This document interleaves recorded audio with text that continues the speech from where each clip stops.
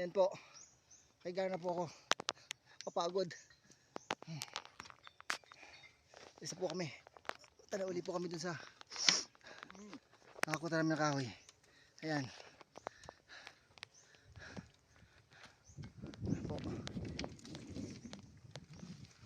Po. Natapakan po ako nung kalabaw kanina pag atras eh.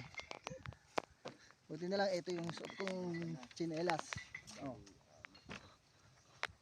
Pero ramdam ko yung bigat nung kalabaw. Muntik na mapilayan. Ayan.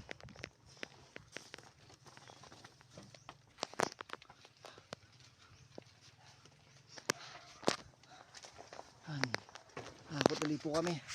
Kita-kita po ulit mamaya. A little longer than a few minutes later. Kargado kami.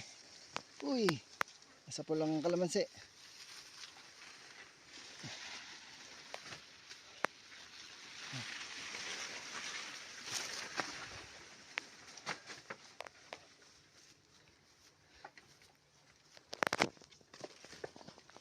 Sabi mapuno aray.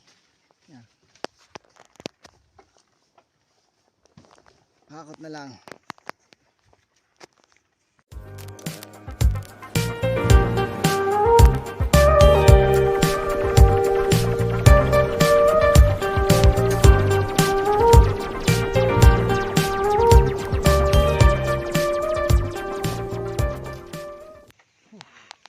Pakot sa likod.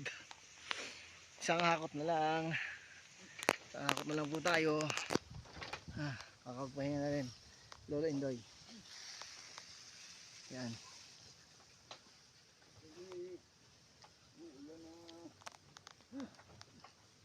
Dumidilim-dilim pa. Buti pa kata kami na ulan. Pagod. One eternity later. Ayan. Ito na yung last. Hakot namin. Lolo. Umulan na malakas. Kaya tigil kami. Ayan. Last na yan. So, maaga natapos si Lolo ngayon. Kung nagsulong araw siya, hapon pa talaga siya matatapos. Sa dami nitong hinakot namin. Ayan.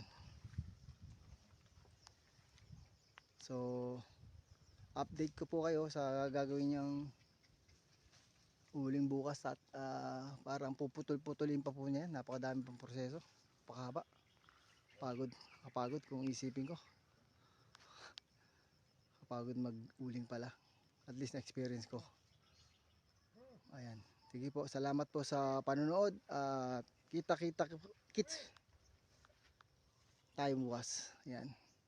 Medyo napagod po ako. Ayan. Hindi mataas ni Lolo. Sige po. Maraming salamat po. Ingat po lahat. God bless. Coming soon.